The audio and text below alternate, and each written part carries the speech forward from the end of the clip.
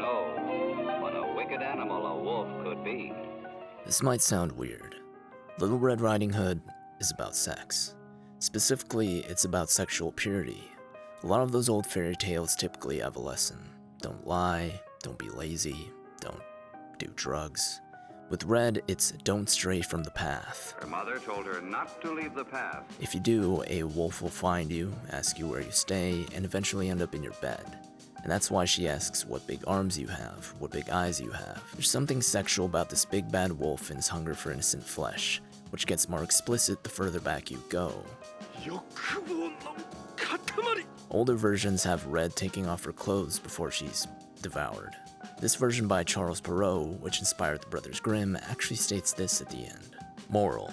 From this story, one learns that children, especially young lasses, do very wrong to listen to strangers. There's one kind of wolf with an amenable disposition, tame, obliging, and gentle, following the young maids in the streets, even into their homes. Alas, who does not know that these gentle wolves are of all such creatures the most dangerous? Enter Legosi, the gentle, dangerous wolf, and Haru, the pixelated picture of innocence. In Beastars, Paru Itagaki builds an entire society around this dynamic. That is, lust as hunger in this interplay of innocence and ravenous sexuality. Spoilers for the show and the folktale. The Perrault version of Red Riding Hood originates in 17th century France, and even as its lecherous edges are sanded down, its patriarchal values remain. This idea that a young girl must stay on the traditional path, never giving in to temptation. Critic Jack Sipes wrote that Red Riding Hood, quote, reflects men's fear of women's sexuality, and of their own as well. In Beastars, you see that idea through Haru. Like Little Red Riding Hood, she is small and delicate, so characters assume she's innocent. That innocence is reflected in her pure white fur, something that becomes fetishized by other characters. Similarly, the color red represents temptation, think Adam and Eve, or better yet, Snow White. Meanwhile, the Red Hood has come to represent innocence. These fairy tales are so ubiquitous, they're codified into our cultural language, where innocence itself becomes fetishized. So despite this moral lesson that girls must avoid temptation, to the carnivores of the world, their innocence is temptation. Haru is explicitly aware of this perception. 守ってあげたいとか、俺がそばにいなくちゃとか、勝手に近寄ってきて、幻想と違うと分かると、食い散らかして去っていく。ずっといろいろなやつの餌であり続ける人生だった。Just like Red Riding Hood, the obsessive desire to protect her innocence betrays the fear of her latent sexuality. These characters are attracted to her small, delicate nature, but once they realize her promiscuity, they're afraid of being eaten by that same delicate creature.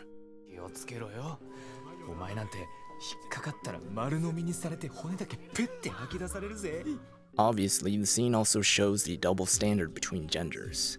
This character is cheating on his girlfriend, but in the end, Haru is the one who's being judged. Not just by them, but the girlfriend too, which sets out exactly why Haru is always alone. She strays from the path. Her actions don't align with societal expectations. That idea of innocence obscures her from others and from herself. When Legosi sees Haru, he's tempted too. The red moon, his red eyes, the fountain, and of course, her red blood. Second time they meet, there's a play on the Garden of Eden. In case you forgot, the big bad wolf also meets Red as she's picking flowers. I'm not saying that's a direct reference, but just that the show plays with the language of fairy tales. An innocent girl running through the woods, a lost slipper, the damsel at the top of a tower, and it's just kind of inherent to stories about talking animals. So when they introduce the big bad wolf, culturally, we already understand what that represents. And a garden of flowers represents both innocence and temptation, and Haru implies that they're just like her.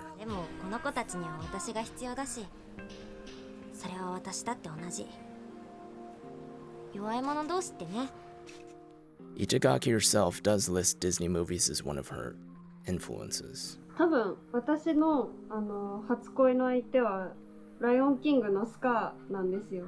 なんかそこから私の何かが目覚めてしまってそれでこう動物ものの動物の絵をたくさん描くことでビースターズが生まれたって思うと、多分ディズニーがなければビースターズは生まれてなかったのかなっていうのは思います。 And it's not as if fairy tales are solely Western tradition anyway. The drama club's play is essentially a fairy tale of its own. What makes it interesting is all the ways these characters break those expectations, both societal expectations and the fairy tale tropes that reinforce them. And so this moment of temptation ends with Haru seducing Legosi. She's the one in control and he's the one who's scared, in danger of being eaten like all the rest. And just like how Jack Zipes puts it, Legoshi's not just scared of her sexuality, but his own as well. He already knows where his instincts might lead him. To Haru, sex is a form of agency. She's casting away those innocent expectations. To Legosi, sex is the opposite. It's losing control.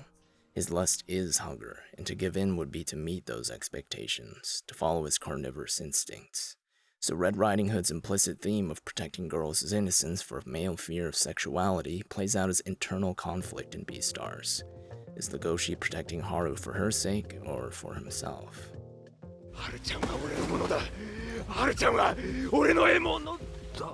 We can think of Red Riding Hood as a story of social conformity. In the Paru version, Red is just eaten in the end, and when lust is hunger, being eaten is akin to being raped. Jack Zipes lays out Paru's more plainly, writing, "Sex is obviously sinful. Playful intercourse outside of marriage is likened to rape, which is primarily the result of the little girl's irresponsible acts." The Brothers Grimm introduced the Huntsman, this patriarchal authority that restores order by cutting the wolf open and filling him with stones.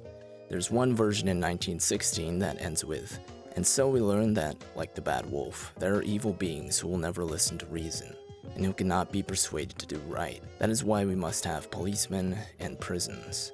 In this way, both Red and the wolf are forced to conform, or else they'll be punished, either by getting eaten or getting put down." We see how this story structure mirrors Beastars when Haru is kidnapped, only this time the wolf is the strong male rescuer, and Haru's capture carries an undeniable sexual undertone.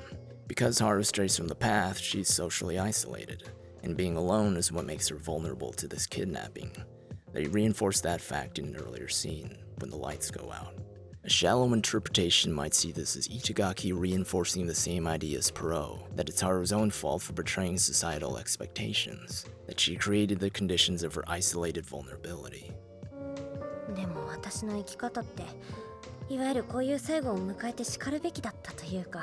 Her capture almost serves as a grim reminder that no matter how much she goes against expectations, they are who they are, predator and prey, the innocent girl and the chaos of nature itself.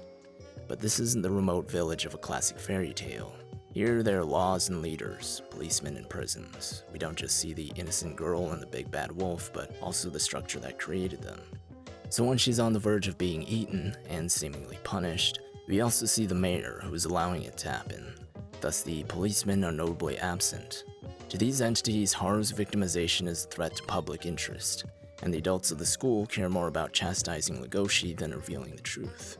So in saving Haru, Legosi is going against the social grain, both on an individual level, as in his carnivore instincts, and a societal level, as in the political inconvenience of Haru's capture. He's still the male savior, but he doesn't act with the authority of the huntsman or the noble prince. He's the carnivorous outcast, and their relationship is inherently nonconformist. More modern retellings of Red Riding Hood tend to give her a bit more agency. I don't know, that's that whole nature versus nurture question, isn't it? Was I born a cute, vindictive little bitch, or does society make me that way? And in this instance, Haru lies somewhere in between the new and old. She's far from being able to really fight back. She's not Judy Hopps, but she's still defiant. She avoids what Susan Brown Miller calls Red's beautiful passivity, where proper feminine behavior commands you to stay immobile. 申し訳ないけど最悪なディナーになりそうね。悔しくも恥ずかしくもない女の硬い肉を食べるんだから、おじさん。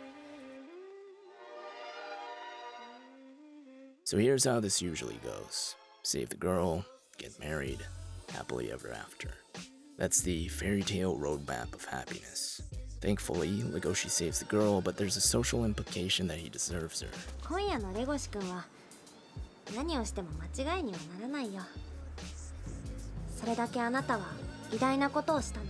Despite Haru's growing feelings for him, she clearly doesn't want to have sex that night.